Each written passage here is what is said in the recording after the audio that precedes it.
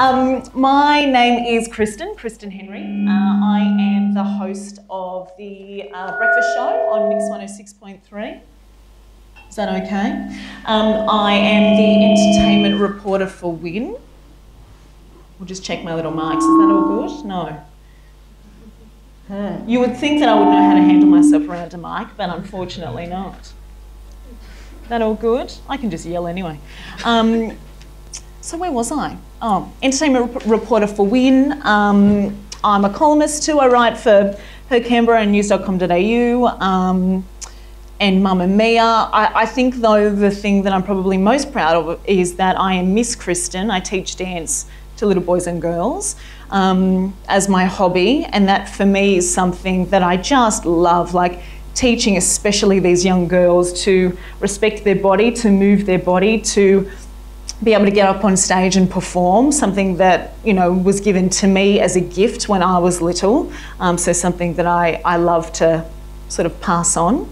And we have a lot of fun as well, shaking our booties. And my best food experience, at the moment, I cannot get enough of the Parmigiana at the dock on the Kingston foreshore because they use the Pielago bacon. Oh, yeah. And it's just like the size of my face, and I just really, I really love it.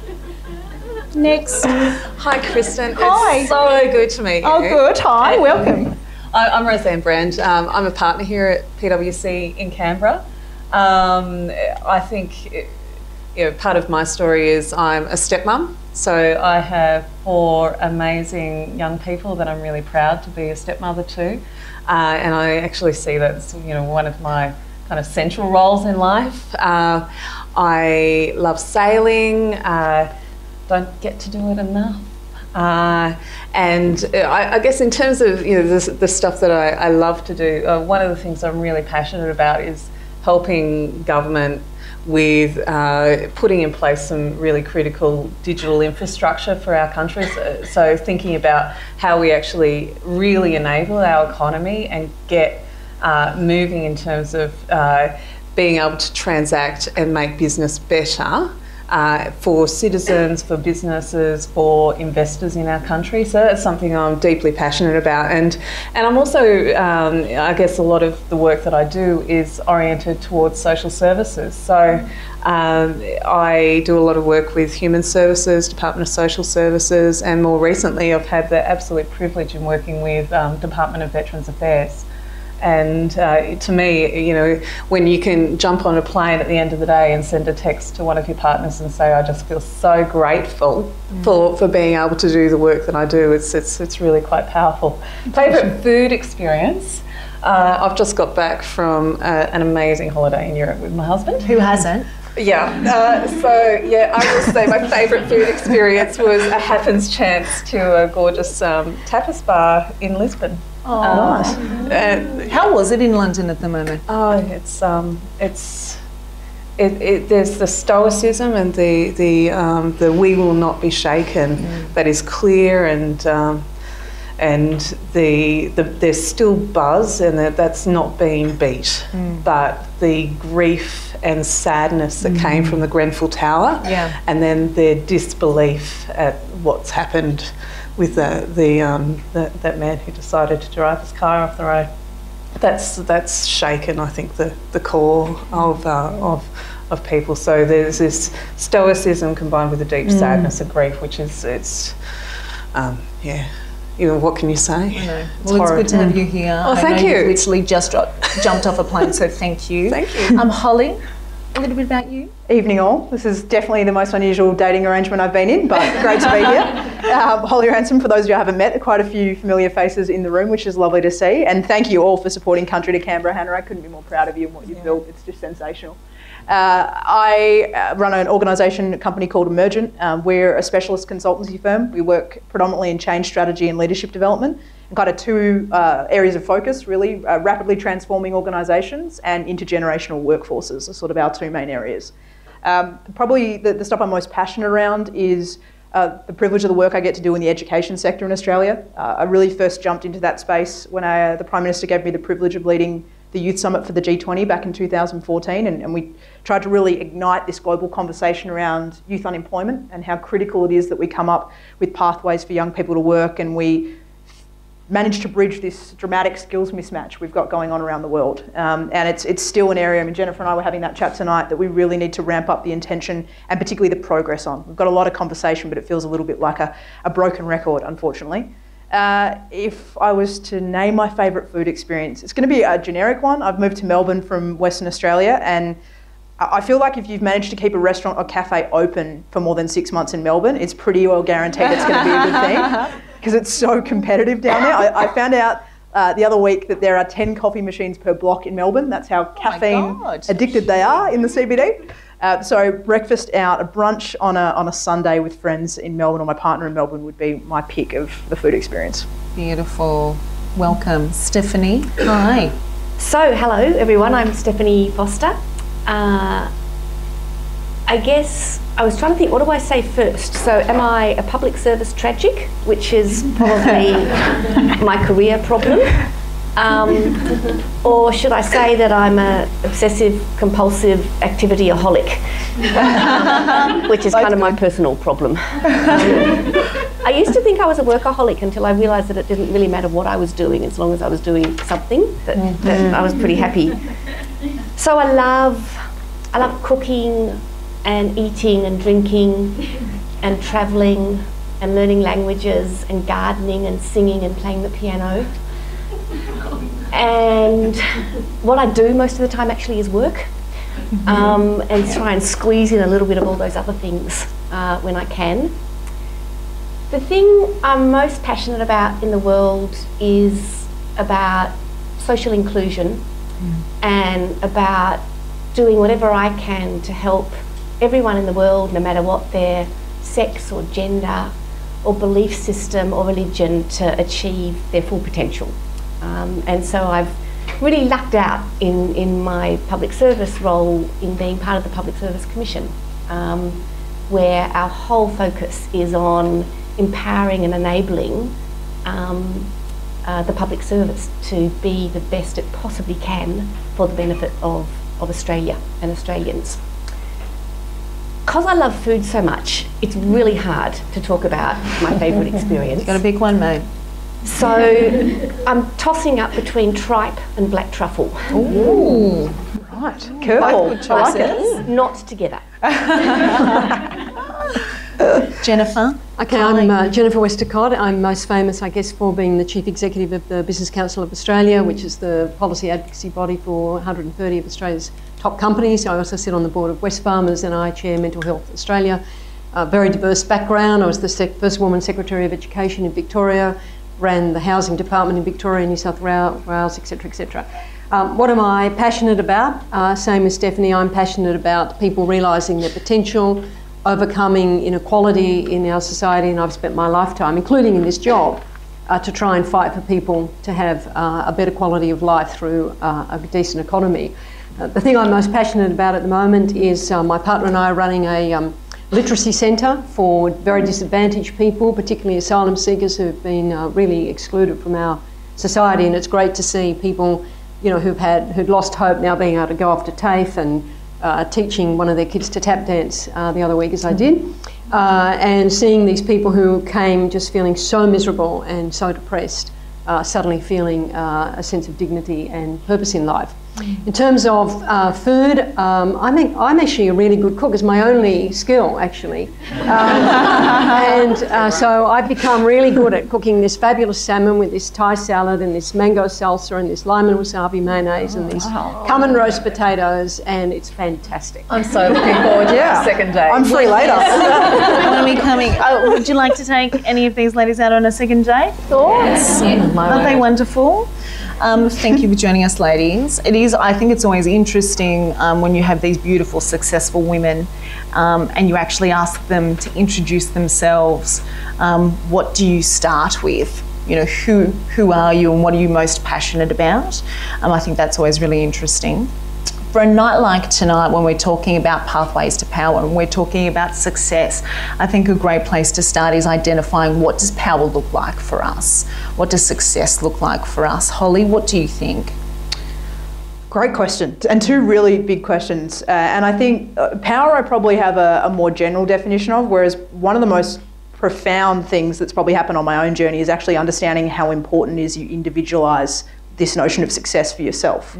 I think I spent a long time chasing after, and particularly at points in my career where I had a fork in the road and wasn't sure which way to go. I found that quite often when I was in a tension between two pathways, it was because the people that were talking to me around what I should do were projecting a definition of success onto me, as opposed to me actually being able to articulate and go, no, that's the pathway, and this is the filter that I'm putting over that.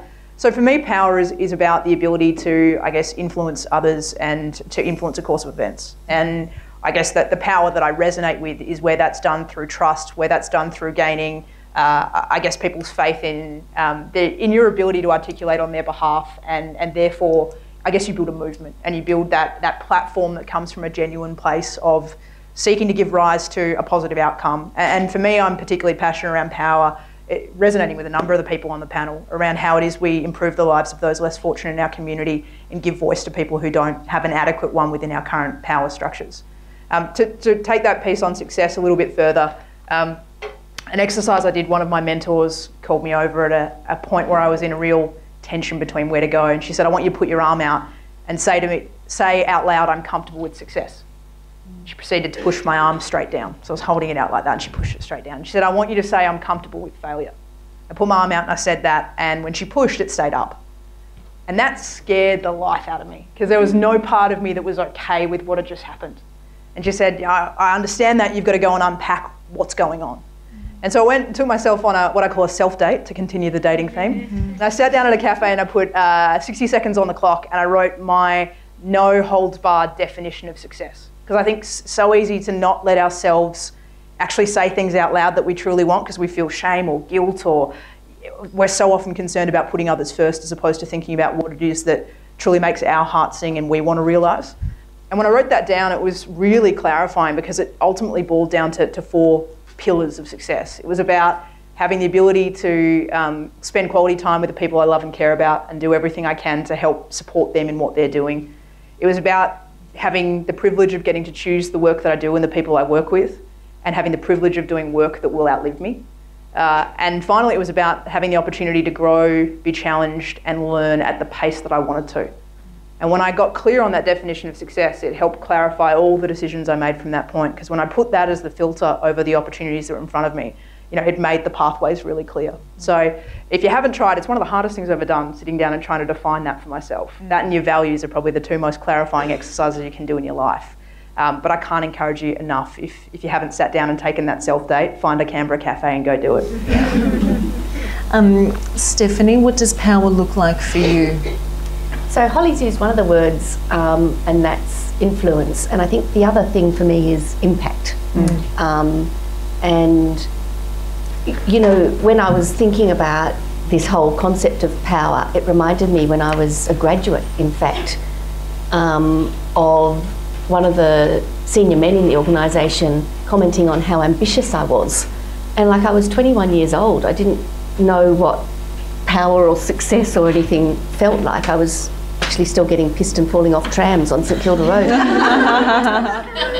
And I thought that was a really dirty word, ambitious, because to me it meant crawling over people, self-centred, etc. And it was only many, many years later that I actually got comfortable with this concept of being ambitious, and of being able to articulate that and be confident in saying it. But one of the things that really strikes me is it never becomes easy. So I've just been going through this process where the secretaries of the public service have decided to do a talent council, and they've got 10 people on a pilot and they're assessing each of us. It's really, really tough process. And I'm in the room with these 2 high-powered folks from Egon Zehnder, and they said to me, so what's your aspiration? What do you want to be? And I struggled to actually say, I want to be a secretary. And I thought, because I'm scared that I might not be. And if I say it out loud, then everyone will think, look, you weren't, you know, you had an aspiration that you couldn't fulfil. And having got through that and feeling great about myself, they said, which departments do you want to lead? And I'm thinking, God, you know, give me a break here. And then, why do you think you can do that? And it's sort of, I find that both reassuring and challenging at the same time, because you want to believe that one day you'll make it, you know, that you'll be this perfectly self-contained, assured superwoman. And the reality is you never are. And I don't think it matters how high you go. There's always going to be the need to think, what do I really aspire for now? What do I think I can achieve? And why do I want to do that? And so I go back to the what is power to me. It's the ability to make a bigger impact on the system, to have more influence for good. Well done. Yeah, I agree. Jennifer, do you think that power and success look different at different milestones and different stages throughout your life and throughout your career? Absolutely. Power and success are very different things. And I should say that I want to be a nun, so I have absolutely no drunk stories. So you won't get one of those from me, unfortunately. Power and success are very, very different things, and they're often very, very confused. And power without purpose is position, and it is empty, vacuous and meaningless, and lots of people get very confused about that. So, you know, I think if you want to really make an impact, you've got to have a sense of purpose, and when you're striving for position, you've got to be really clear about the impact and influence and the things you want to change. The only job I have ever really sought in my life, and none of us have a path that goes the way you expected, was to be the head of the housing department, because I grew up in public housing, and I absolutely wanted to change the culture that had seen my family treated like second-class citizens, and I was absolutely determined to join that department and become the head of it, and luckily was able to do that. So I think when you think about power, you've got to think about what you want to do with it, why you want to do that, who you need to surround yourself to actually achieve that. Because if you don't, you'll be a position watcher and you'll be very ineffective. Yes. Rosanne, what about you? What does power and success look like for you? Well, I agree. I think the idea of power and success are two very different things. But then when we think about power, I think, you know, like if you sat here for a moment and say, okay, we're using this word power a lot today. When you think, who is the first person that comes to mind when you think about power? And, you know, Is it bad if I say Oprah? I do love Oprah. You'll hear me referring to Oprah a lot. so there you go. Or it could be Trump. Or it could be Turnbull. Yeah. Yeah, these are people that you may want to or not want to be like, and they are, you know, perceived as having this ultimate power. And then of course with that goes, well, you know, do I, and this is a challenge for me. So I actually think I feel uncomfortable with the word power, and I feel uncomfortable with ever considering myself as being a person of power, which is quite ridiculous. Because here we are talking about empowerment. Yeah. And I was thinking about, you know, this question about when did I feel most powerful? And again, the word again, I just feel uncomfortable, but I actually thought that the first thing that came to mind was when I've seen people run as a result of something of inspiration being lit in them. That to me has been the moment when I have felt most powerful. You know, be it in a one-to-one conversation or in a group setting, for me they have been the moments when I've just felt power. So do I want to think of power in particular in this context as something that I'm chasing? No. I think the word influence and impact and difference and something bigger than yourself. And I think that is, you know, the purpose that we want to strive for. And I just absolutely love the views that you're putting forward around this word that I'm uncomfortable with. Why do you think you're uncomfortable with it? I think that that's an interesting thing. Well, and I think wonder whether it's a part of it is because it is a word that has been over masculinised. Yes. So it is a word that is so typically associated with With a guy. a guy. Yeah. You know, it's the Marvel comics. Mm-hmm. Yeah, Yes. Wonder Woman. Good movie. It's movies that we've grown up with. It's the cartoons that I watched when I was a kid. Mm-hmm. It was even the positioning of my grandfather to my grandmother at the table. Mm. You know, this has been power. Yeah. So how do we adjust it so actually power is being righted in our own minds. Mm-hmm. And so that beautiful women like you sit up on a stage like this and go, heck yeah, I'm powerful. You know? So is that what Oprah does? Oh, Oprah tells me to lean into life. I do love Oprah. And I do lean into opportunities.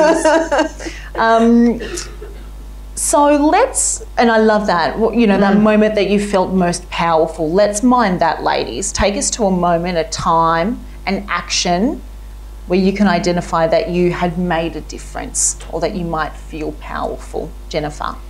When I was running the Department of Housing, we had a lot of issues. I don't know if people know Waterloo in Sydney, the big towers in near Redfern there, and we had some huge issues, fires. We had a lot of people killed and murdered on the estate, and the residents really wanted intercoms and locks and security. And I remember all of the guys in the department who like, it can't happen, it can't possibly happen, you can't do it, you can't agree to this, we can't do it, blah, blah, blah, blah, blah.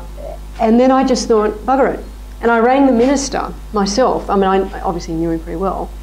And I said, I need $2 million to put intercom systems and fences around these buildings so that people can feel secure. This was a big issue, it was running in the media all the time. And I want to set up a tenants group, I want to give them a coffee shop, I want to do, he said, this is Robert Webster, still a good friend of mine, he said, just do it. And, you know, whenever I drive past that housing estate and I see kids playing behind fences and, you know, people using the intercom systems, probably they're not working now, but anyway. You know, you just thought, I was so proud of that. I was so proud that I just got on the phone. When I say I was running the Department of Housing, I was running a region, I wasn't the head of the department by then. And I just thought, no, I am going to exercise my power to basically push back at all these people who were telling me it couldn't be done, you couldn't do it, you'll never get the money, it'll never happen. And it got done. And it solved so many problems for people, and it made their lives a lot better. Beautiful. That is a powerful moment. Remind me to call you when I need a bank loan. Fine. Stephanie, a moment for you that you felt strong? I was so hoping you wouldn't come to me next. I almost never feel powerful, and so it's not something that sits really comfortably with me. But I was thinking about Jennifer's example and thinking about the things that have given me most joy and fulfilment, that I've felt that in some way I've been able to enable or make happen. And it's actually a whole bunch of images that come to mind of seeing the staff that I've been working with deliver something that they're passionate about and feel great about themselves and what they've done. And these sound like such little examples, but we've been trying to change the way the public service thinks about itself and acts. And so my folks have been doing things like running hackathons, and to see them in a room with 100 people who are all motivated and excited and it's their thing and they feel like they're changing the world are the moments when I just feel this deep, intense joy and satisfaction. I love that. Holly, what's that moment for you? Or it's probably a range of moments, but a moment that comes to your mind. Yeah, to take it in a different trajectory, because if we were Chatham House, I could tell you a few G20 stories about current ministers and various people where both powerless and powerful, you know, in the same span of time almost. But what's interesting to me is a moment where I realised the power that each and every one of us have in the example that we set, often when we're completely unconscious that we're having that sort of impact. I did a really interesting challenge in 2015 with my best friend, and we decided to do what we called Fear Factor 15, so 365 days of doing something we were afraid of. And the one thing that was almost the sum total of probably 50 of the fear factors of that year was I decided 100 days out from an Ironman to sign up at a time when I couldn't have run 10Ks and probably hadn't been on a bike in about 8 years. And see if I could do this 3.8K swim, 180K cycle, and then 42K run. Oh my God. Very irrational decision-making process in here. There was a moment on the bike course of that race where I was at about the 88K mark. There were 35K headwinds that day that we were riding into, and I swear to you, I could have gotten off my bike and walked faster than I felt like I was riding at that point. And my body is screaming at me, and your head's sort of going, are you joking? We've got to do a whole other lap of this bike course, and then we've got to go run 42Ks. Like, what nutbag signed us up for this thing?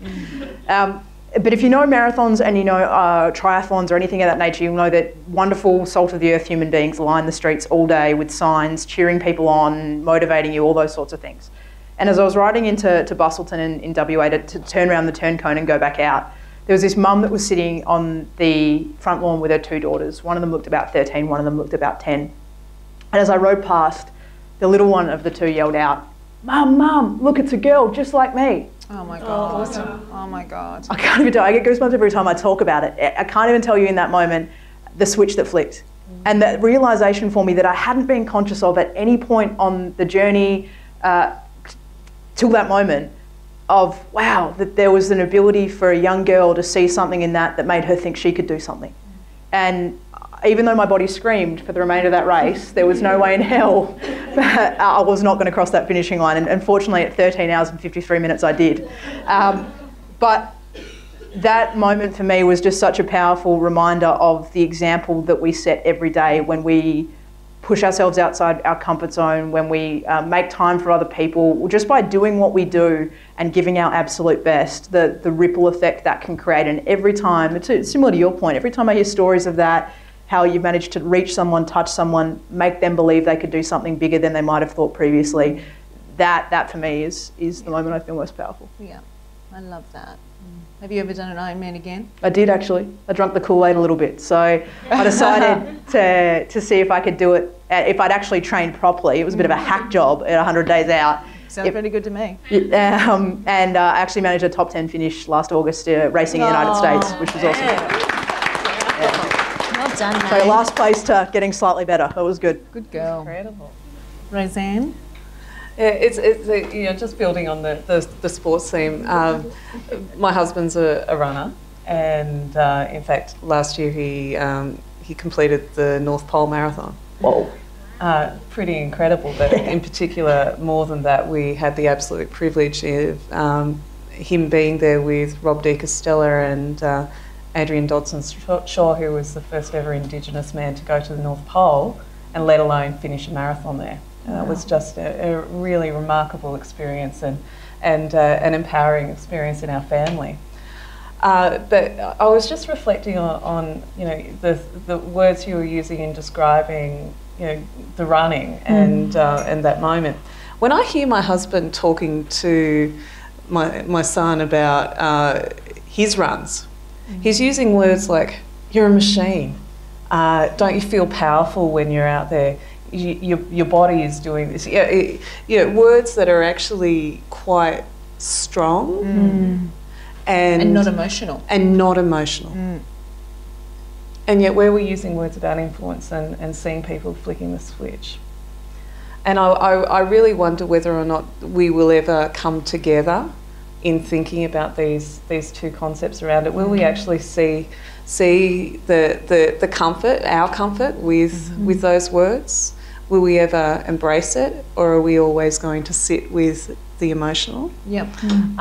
Because I think with this, we have to make room for people to be who they are and who they want to be, and encourage them to start using words that are actually reflective of them. And Holly, just hearing you using words that are reflective of you, yes, you've got this great, you know, stuff about flicking the switch in people and seeing that inspiration at the same time as using those strong, confident, powerful words. I think we have to get better at that. I really do. But you know, to this point about when have I actually felt that moment, it was actually also the moment when I felt most vulnerable. So the moment for me was, I use a lot of story around my family, but when my stepdaughter Jessica came to me because she was practicing for an interview for a grad position with the Bureau of Statistics. And she came into the bedroom, Rose, I've been practicing, and she's very thorough, I've been practicing what I should say in this interview.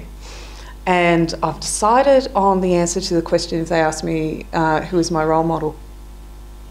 And she said, I'm going to say it's you. Oh, of course, I was a mess. Yeah, I would have been too. But this responsibility we have, and you know, she had seen me day in, day out, the struggles with work, the trying to be my best when I could, try to cook food, and I'm allowed to cook. Trying to keep up with the washing. She had seen all those moments, and yet she was still able to call that out. And so if I come back to this point about we have to be authentic, we have to use words that are real to us, and you have to find your own words to describe your own success. You know, just like that 60-second challenge. You know, what is it to you? Because that's when you're going to hit your power switch. And sort of zoning other people out too, sometimes when they're sucking that power from you. I think that might be a nice way to now transition into what might be the trickiest part of tonight. And that is putting your hand on your heart and talking about that moment that you felt powerless. A moment that you can still look back on and thought, God, I felt crap there. Do you want to start again, Rose? Oh, heavens, there's too many. Oh, dear.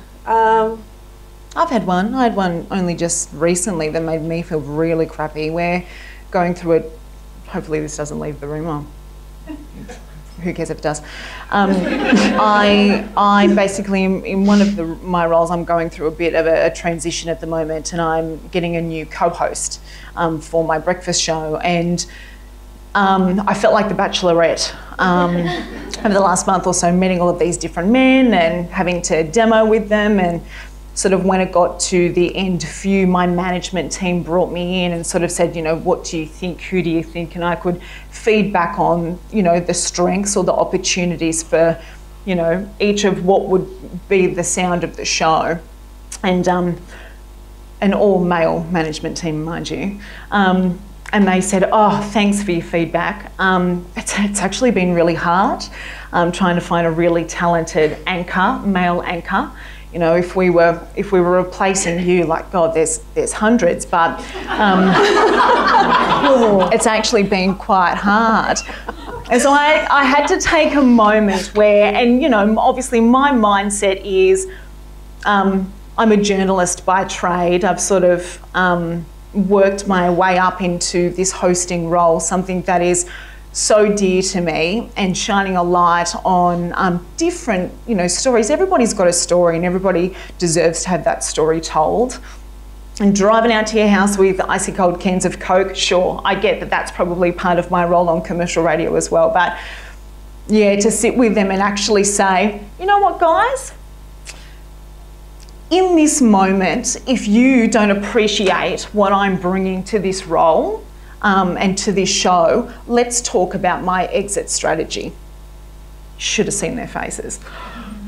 And I actually realised in that moment that they were talking to me with words and a tone that they didn't even register would be offensive. And I found that the most interesting thing. And you have those moments where you go, don't get emotional, don't get teary, you know, talk about your skill set and what you feel like you bring to the role and why you do feel like there wouldn't be hundreds of other people who could do the same thing. But also identify that, you know, I don't want to be anywhere that doesn't value me. You know, if you don't get it, if we're not on the same page, like let's tip our hats and go in separate directions now. So they sent me a bunch of flowers the next day. So. but I think the key note for me was that they didn't realise. They were talking to me with a language and a perspective that I was maybe one of the boys, or I don't know, but they didn't realise. And I had to dig into my power source then and actually think, okay, well, in this moment, what's best for me, and move forward from there. Yeah. I think when we think about our power, you've got to think about what's your power base, and you know what's kind of driving your ability to succeed in a moment, and driving the things that actually enable you to be the best that you can be. And one of the things I will say is, I think, you know, in Canberra, we're really lucky to be able to have networks and relationships that we have.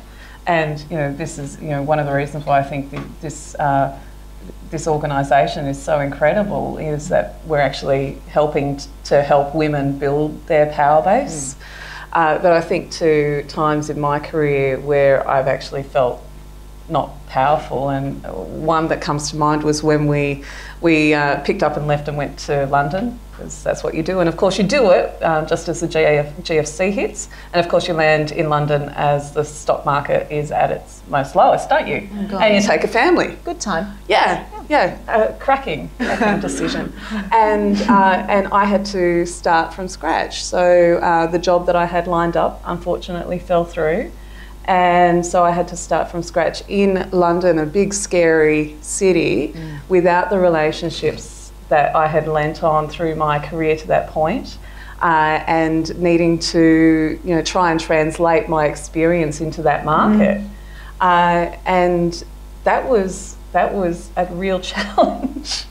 And I actually kept a log of all the jobs that I applied for and the conversations that I had with people. And you know, turning up to the interview that ultimately I was really fortunate to be successful with, being in a room full of people who I thought were amazing, you know, a bit like sitting on this stage with these incredible women. I thought, I have no right to be in this room. You know, these are people who have got experience in financial markets, or, you know, that actually understand what it's like to work in this big scary city called London. There was this kid from Canberra, where's Canberra, trying to get a job there. And it was a really amazing experience, because then I actually dug into, okay, you know, what could I do? Well, I could have a conversation with people. And I made some great friends who are still friends today from that interview day. You know, finished that job interview and went home. Said to my husband, oh golly, let's, you know, thank goodness that's over. Where's the bottle of wine? Let's go get some strawberries. And the phone rang.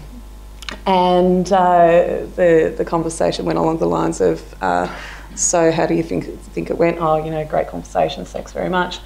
You got the job. And of course, you know, this chick from Canberra, fair income. Oh, I love that. Not at all. So I think, you know, I really do reflect back on that and thinking, well, in that moment when I walked into that room and felt really powerless, I really had to dig deep to even hold my head high, to be able to have a conversation. Yet what came from that was in fact what I brought into that, which was, you know, I made some great friends in that room, and I had a really fantastic conversation. That's what I bring. So, you know, where do you draw your power from? What's your power base? Because sometimes what you traditionally might think your power base is, may not be. Yeah. You made lemonade. Jennifer, a time for you that you felt powerless? Yeah, this is a very personal story, and it was a long time ago. So I don't know if any of you remember a guy called Donald Horne. wrote an incredibly famous book called The Lucky Country. He was my supervisor at university, and he desperately wanted me to be to go into the diplomatic service. And he'd organised all these interviews for me, and he said, you need to get your birth certificate, yada, yada, yada, yada. So I said to my mother, I want my birth certificate, and she got very distressed. And anyway, cut a long story short, something I didn't know, that my parents weren't married. And I went back to him and said, look, you know, this is the situation. He said, forget it. Forget it. You can never join the diplomatic service if you're from that family background. So I'm going back I'm showing my age now. Wow. And it was the most disempowering, humiliating thing, because there was nothing I could control in any of that. It was something I had never had any control over. My mother was very embarrassed and humiliated about it. And years later he said to me, you know, it was terrible advice I gave you. You could have gone in, you would have overcome it. I'm not sure my life would have been better or worse as a result of it, but I remember it really clearly as just this, there was nothing I can do to change the circumstances of my family, nothing. There's absolutely no power. But what it did teach me, and when he and I had a conversation many years later, was never let other people define what your success looks like. Never let other people kind of constrain your ambition. And in hindsight, I wish I just kind of applied and sort of checked out what happened. But, you know, like, you've got to sort of kind of bounce back from those things. And so he and I mean, we remained good friends until he died. We then sat down and came up with another career plan, and, you know, it hasn't been all that bad. But, but you know, you've got to get back on the horse. But I remember it was just utter humiliation, utter humiliation. And it is hard, like people do say that, you'll be right, brush yourself off, get back on the horse. That's hard. It is hard. And sometimes I think it takes a lot of power and a lot of strength to give yourself time, to allow yourself to grieve a little bit after little moments like that, and then sort of shake yourself off. Stephanie, a moment for you that you felt powerless? So there's actually 3 quick moments in the last few years since I became Deputy Secretary. The first was not long after I was promoted, and I was in a completely new world, different department, no contacts, no knowledge. Secretary who promoted me left, and a new one came. And within a couple of months, it was clear that he didn't value me at all. And he started, I think just one day, called me in and said, oh, have you noticed that they're advertising Deputy Secretary jobs back in your old department? And Subtle. you know, you think, am I really hearing this? Yeah. And this can't be right. Maybe that's not what he really meant. And you just so wish people would be honest with you and say, I don't rate you, could you leave? Rather than leaving you. Yeah. It was a pretty tough couple of years. I went to Department of Regional Australia. I had a minister who was one of the toughest blokes I've ever worked for, and did some special lines in public humiliation. And remember at one meeting that I'd organised with all these regional bigwigs, and he was cross with me for something, and he did the whole public humiliation thing, and it happened over the dinner, and it happened again the next day. By the time I got back to work in Canberra, I was just a mess. One of my staff said to me, how did it go? And I just dissolved into tears. And as I was saying, you know, if I just hadn't used the expression white paper, he wouldn't have been so angry. And my gorgeous Simon said to me, listen to you, if I hadn't burnt the toast, he wouldn't have beaten the crap out of me, you know. And then the third little moment was at the end of that period, the department folded up. And as the music stopped, I didn't have a job. There was, all my staff had gone in different ways, and there was no one there. And I had to pick up the telephone and start calling secretaries and saying, hi, it's Stephanie here. So each of those sort of moments was extraordinarily demoralising, draining of confidence, etc., etc. And one of the things that I've had to learn the hard way is not to take my sense of worth from what other people think of me. And this is a work in progress. I would not say that I've got this gardened, But, you know, the intellectual bit of me was saying, you're still the same person who did a fabulous job in your last job, but it just didn't feel like that in those moments. And so, you know, if there was one thing that I could leave with people, it would be, however it is, find the way, find whatever it takes to believe in yourself despite what's happening in the world around you. I love that. Holly? I'm just blown away by the realness of the stories tonight. Like, thank you everyone for just opening up like that. I think for me, probably I could tell you a million stories about failures and mistakes and stuff that's happened professionally, but without a question, the thing that's been the hardest for me personally was getting diagnosed with depression in 2013. That was a label that I found really hard to wrap my head around. I remember sitting in my doctor's office and she was going through this checklist and she said, do you know what you've just answered yes to a checklist for? And I said, no, and she said, depression. I'm sitting there bawling, like I couldn't stop crying, you know, in this period at all. And I said, but I'm Tigger. Like, what do you mean? That was literally my response. You know, I'm happy, I'm bubbly. Like, how can that be something that's happening to me? And I really struggled with it because I grew up in a household where you just got on. You didn't show emotions. You just expected to push through. And I really found it difficult to wrap my head around what I perceived as weakness. I would never project that onto anyone else, but I found that really difficult to wrap, because I should have just been able to get on and go with it. Why couldn't I stop crying? Why couldn't I just do it in the way that I had been able to previously? And I look back now and it's probably one of the best things that ever happened to me, because there was so many mindsets I needed to reframe. There were so many habits I needed to positively reshape. It was an incredible opportunity to be able to relay the foundations for the way I was going about doing what I was doing. And it was actually the reason, you know, it looks like a completely irrational decision when I talk about the Ironman out of context, but it was the reason I chose to sign up for an Ironman. Because for me, there was a statement I needed to make to myself and I needed to make probably to the community, because I think it's unfortunately incredibly stigmatised to talk about mental health, even though we know 1 in 4 Australians now on current data is battling some kind of mental health, depression, anxiety, the like. You know, for me, it was, I'm going to find that the toughest mental and physical challenge I can find, and in a healthy way, I'm going to do it with the coping skills, the strategies, the new techniques, everything I've developed. I'm going to prove to myself, and I'm going to prove to anyone out there who might be going through something similar, that even if this is part of your story, it doesn't need to define you. And it sure as hell doesn't mean that there's anything you can't do out there. But I think for me, that moment, I can remember vividly everything that happened that day, even though for large chunks of that period of time, I actually can't remember it all. That was definitely for me the moment I felt most powerless. How do you feel today?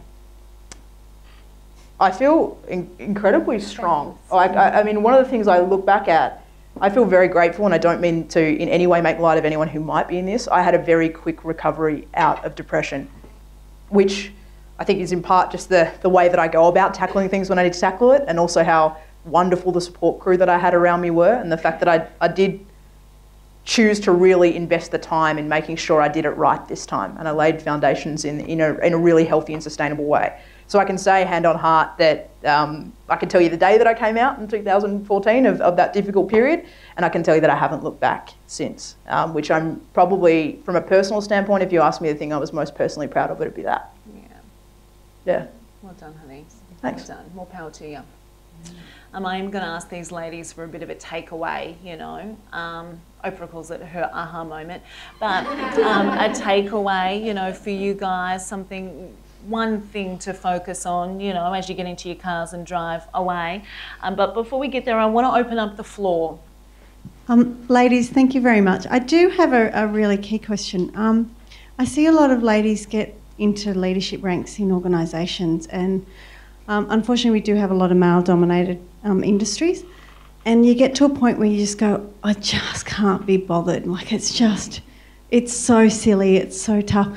What advice do you give to girls like us that you kind of get up in the morning and go, I just don't want to do this anymore? What's the best advice to get us out of bed and keep us going every day? I love that. Jennifer, go for it. Well, I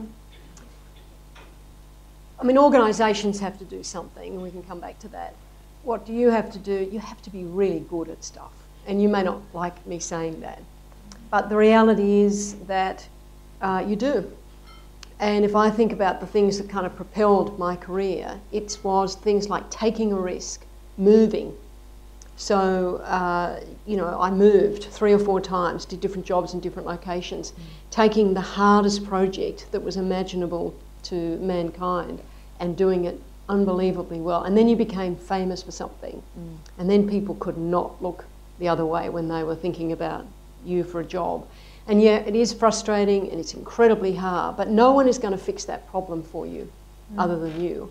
And my concern is that you know, that's not going to change without you changing it. So you can either kind of change your ambition, in which case you're just going to have a life of frustration, or you can say, I am going to push into that very hard. Second kind of bit of advice is you have got to collaborate and find mentors and champions, and they will not always be women.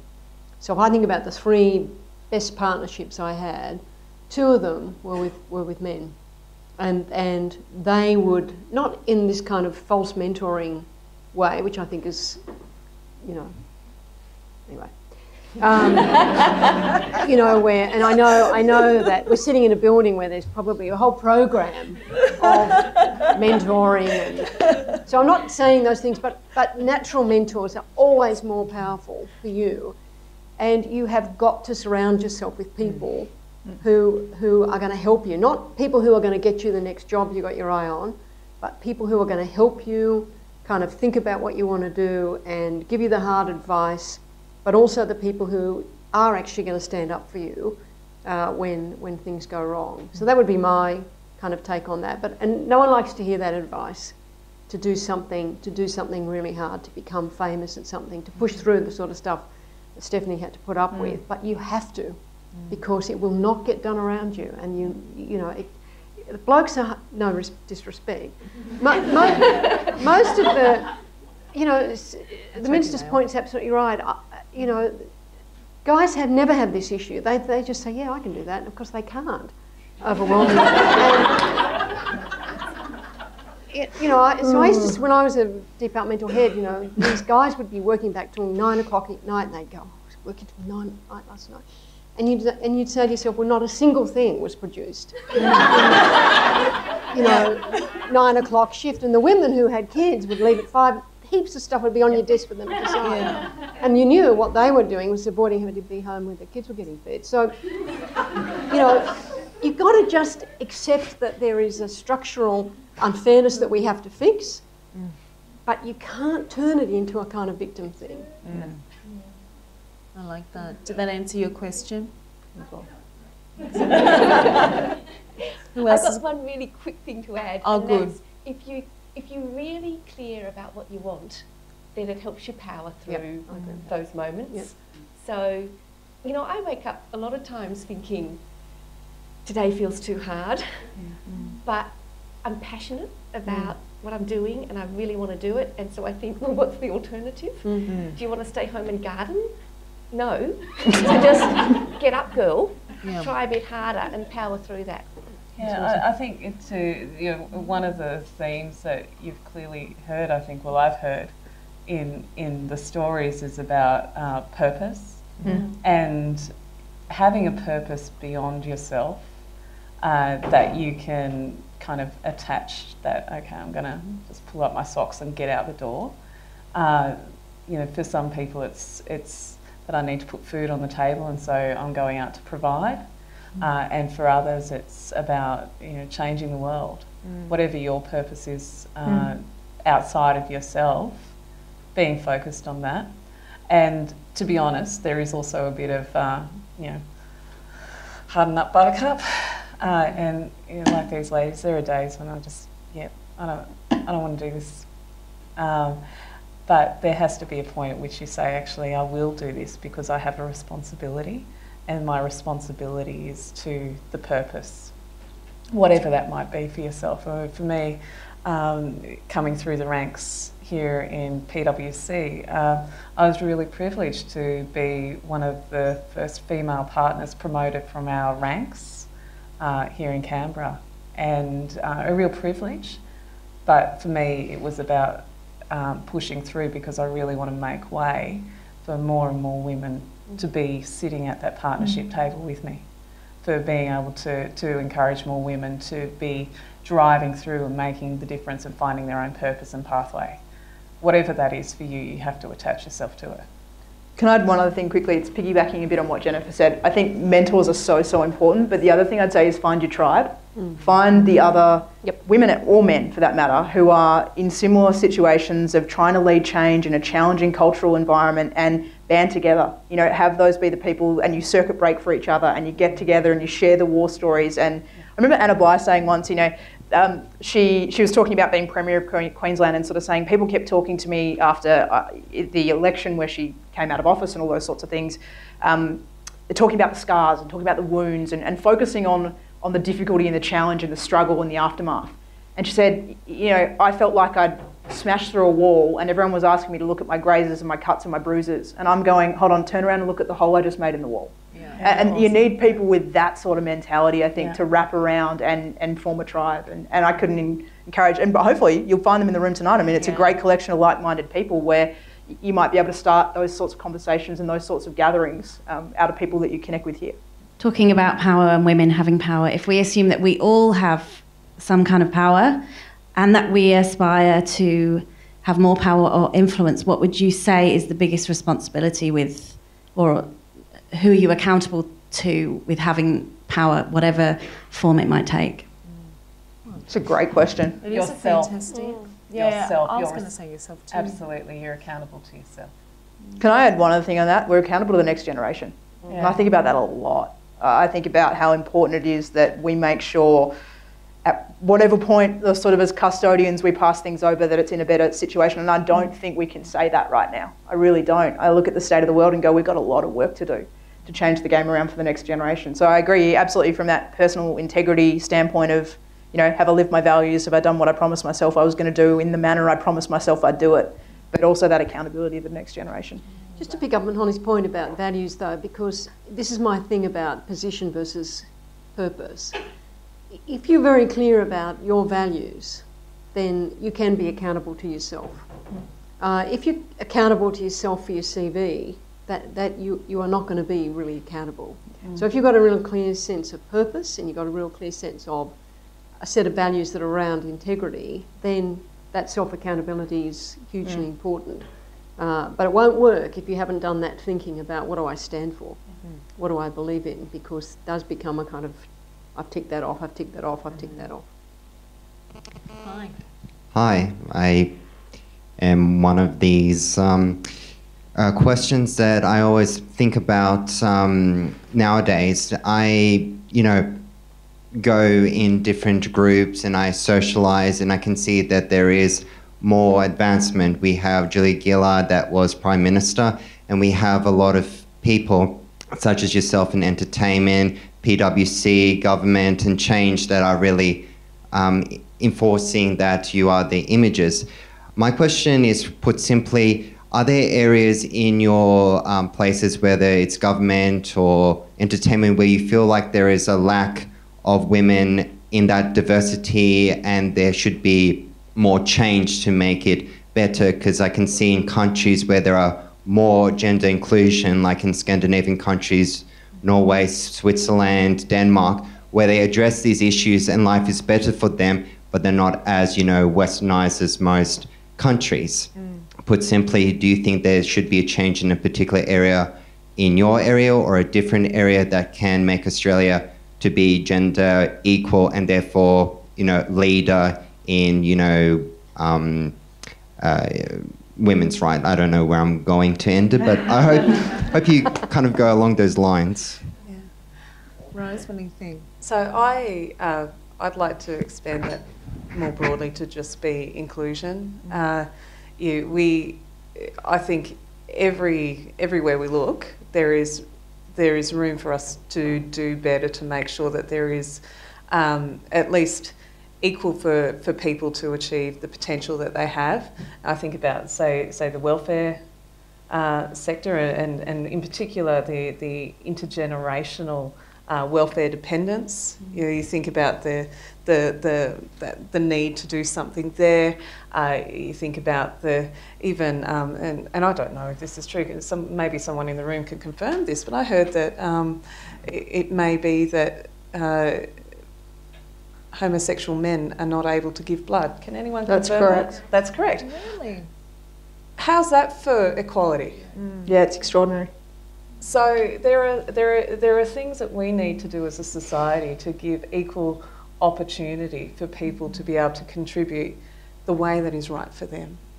And I think all of our sectors, kudos to the public service, I actually think they are standout, and round of applause for them. They are truly standout.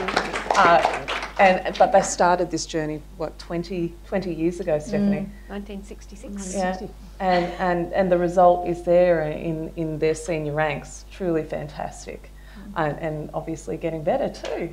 And I think that is a great example for us. And I think about our firm and the diversity that we want in our firm, because we need to represent society.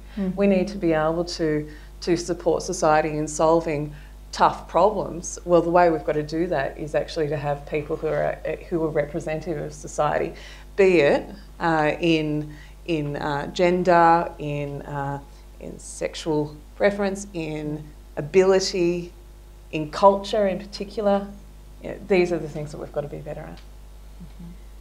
Well, I obviously represent the business community, and we've got a lot of work to do here. And how do we do it? Well, we have to take a leaf out of the public services book, because they've done recruitment, well, certainly when things turned around, Stephanie might have a different view, of things like, who was on a panel, how was a job described, how are leadership attributes, forcing the panel to actually kind of complete some kind of justification of the person that they had appointed, so it wasn't a sort of shoulder-tapping exercise. And the Business Council's pushing hard into this about what is it about the recruitment, onboarding stuff, because if you don't do that, you can't get the pipeline, which of course is the big problem. It's the problem, no doubt, in partnerships. When I was a partner at KPMG, we had this target for 25% of women, of the partners to be women, but of course the real hard work was around the pipeline and actually getting people into the pipeline.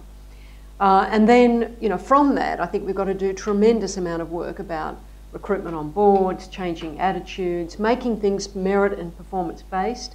There was a survey of company chairmen done a while ago, and, they were asked why they didn't appoint women and things like, well, they talk too much, they won't get the financials.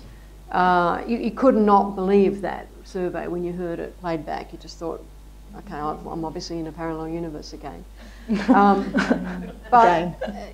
So there's huge amount of work to do in business on this, and people are trying to face into it and come to terms with it. But I think there's always that sort of, we'll make quotas, or, I'm not sure that is the answer. I think it'll just breed resentment, breed kind of a whole lot of other problems. But you've got to kind of fix up the meritocracy on the way through. And I think increasingly the pressure on boards will come from outside companies themselves. Investors will say, well, hang on, there's no women on that board, and they will make that a kind of condition of investing. And I think we have to be more clear about disclosure and reporting on it, but there's just such a long way to go on this in the corporate sector. Lots of great improvements, everything getting better, but at a scholastic pace, I have to say. I think the entertainment industry still has a long way to go. I think women have sort of paved their way. There was a long period of time where women were just your barrel girls. Women on breakfast shows were your giggly entertainment reporters who used to talk about their handbags and their shoes. And then there are some really strong women who got into those positions and who just kept pushing forward. I think there's women like your Erin Molins who got onto the footy show and went, I'm here because I'm good. And I'm really good. So I don't know whether that answers your question, but I think the entertainment industry absolutely has a long way to go. And if there's ever beautiful young girls who will come in and sit on my breakfast show or come out with me when I'm reporting for Win, I'll just always say to them, multi-skill, and just make yourself so good that they can't say no to you, which sometimes is tough.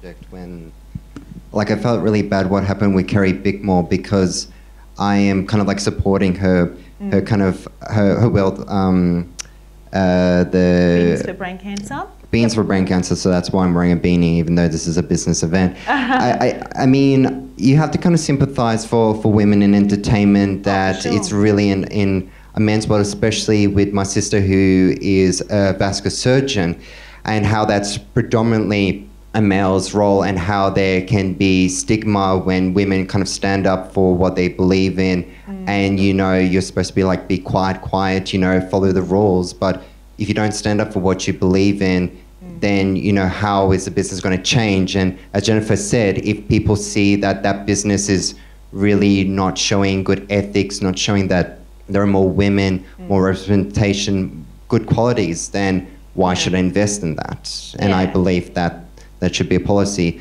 So I really felt bad when you were in your position, when, you know, you were having that stigma with management, just really brushing things aside and just saying, oh, you'll deal with it. Well, you know, in my position, I would not deal with it, but I'm not in entertainment, I'm in public sector, so that's a different stigma. I'll answer it just quickly, because I know that they'll, we should wrap, and there'll probably be another couple of questions, but I worked with Carrie on her launch for Beanies for Brain Cancer. There was a little beautiful girl here, maybe some of you have heard of her, beautiful little Annabelle Potts, who's currently in Mexico receiving treatment for her brain tumour. So we worked on that story, and that story was actually on the project that night.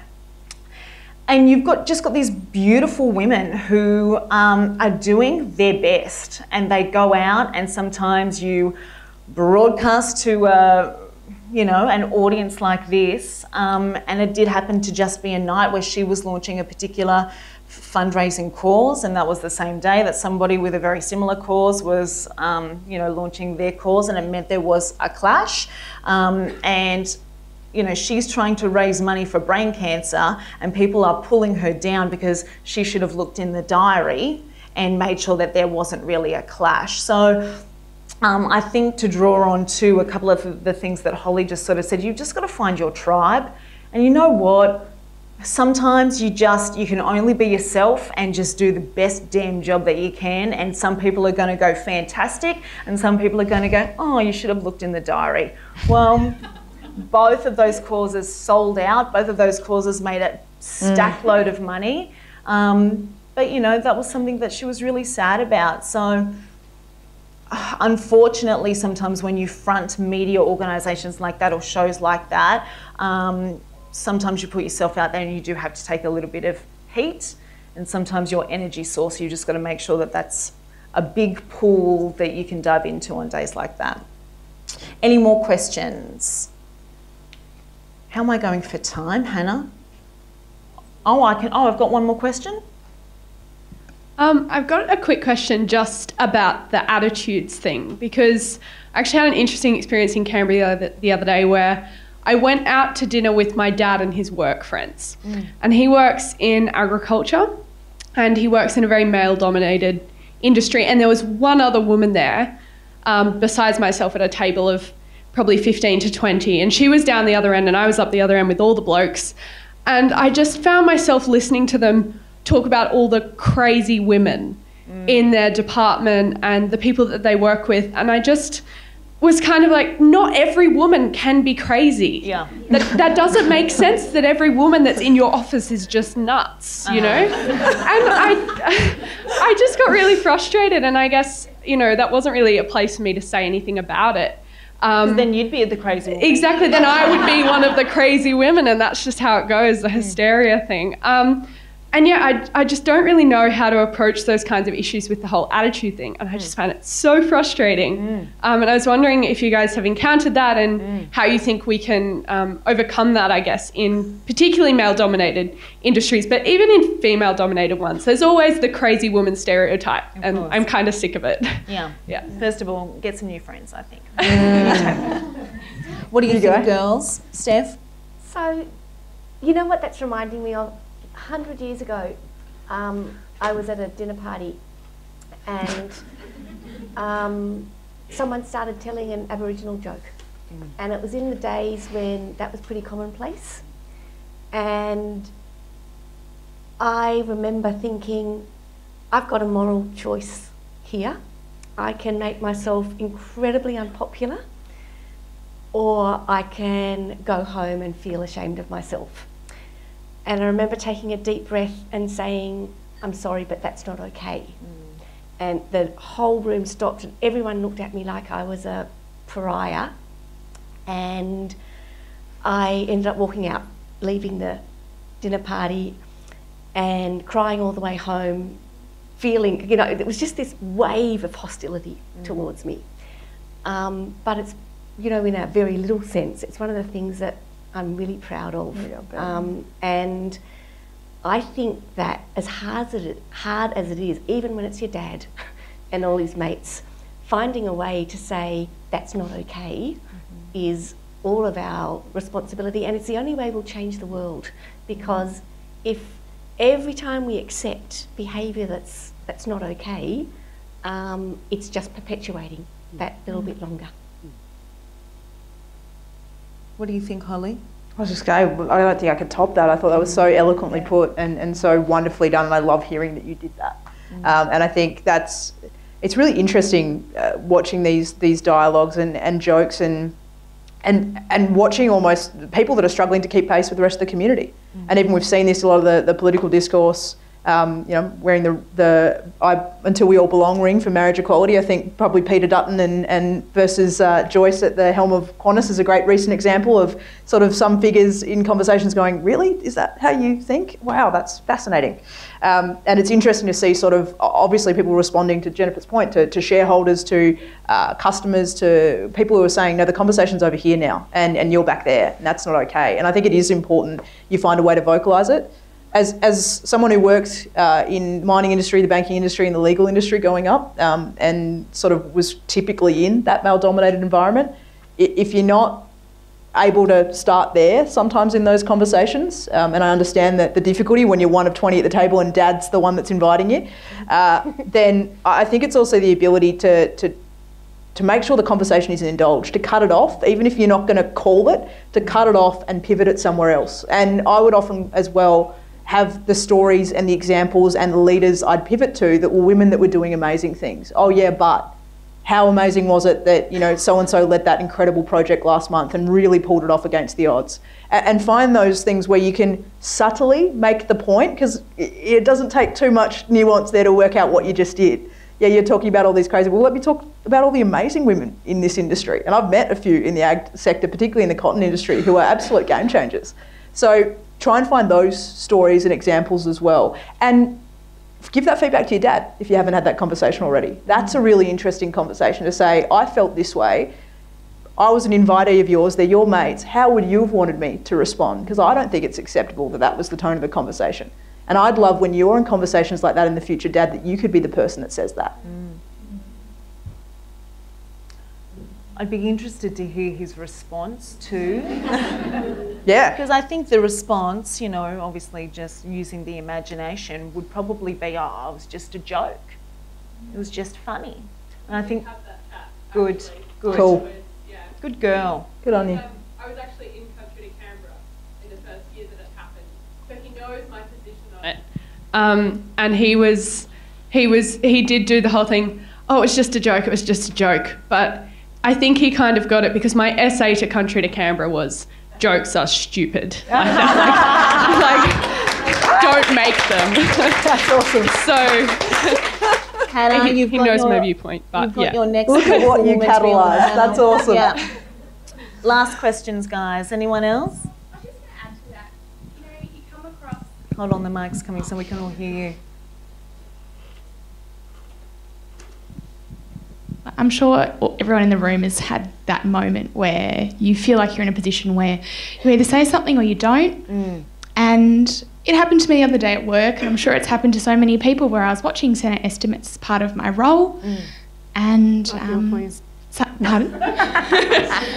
going out in sympathy with you. And Penny Wong was speaking, and I love Penny Wong. I think she's fantastic. And quite senior person commented on her hair and said, I can't believe she doesn't dye her hair. Oh my God.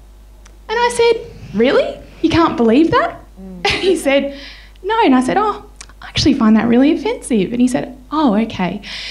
But even thinking about it now, I just felt so sick, and I thought, oh, no, I've got to say something, because it wasn't the first comment. And I think you'll face it through your career, you'll face it in your personal life, and you just have to have that courage to just pull it up. Totally agree. When it happens, and that's Well, all. notwithstanding your joke about jokes are bad, I actually think using humour is really powerful. So, you know, if you were to say, so what, Gail Kelly's crazy, okay. And then just go through, like you were very funny when you were telling that story, and you can imagine sort of telling it back to people in the way you did, that people would just start to cringe with humiliation. And sometimes I think a bit of counter humiliation is a really good thing. So, humour is a powerful tool. And so one of the things I always think is that you've got to be careful about being super politically correct, because it's in itself is a dangerous thing. But use humour, because it just, you know, like embarrasses people. And sometimes you've got to be willing to really embarrass somebody and say, what, really?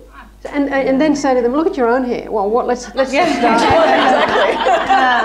just deconstruct every single thing about your shoes, your shirt. Go to town and see what happens. Brilliant. I'll never do it again. Yeah, just offer your hairdresser. Yes, hilarious. Anyone else? Last questions? All right, ladies, the takeaway. The takeaway, the one piece of advice. Keep getting up each morning. Make the world a better place. Get comfortable being uncomfortable. Be and do what you really want to be and do. Make it your choice. The only person at the end of the day that you need to answer to is yourself. Courage. You've got to find courage. Courage in yourself, courage to speak truth to power, courage to take risks, and courage to fail. And for me, I guess it's figure out what it is that you want, and then learn how to ask for it. Because I think sometimes figuring it out, going on a self-date, as Holly calls it, actually figuring it out, shutting everybody else out, and it's not based on anybody else's assumptions or wants or needs, it's just you.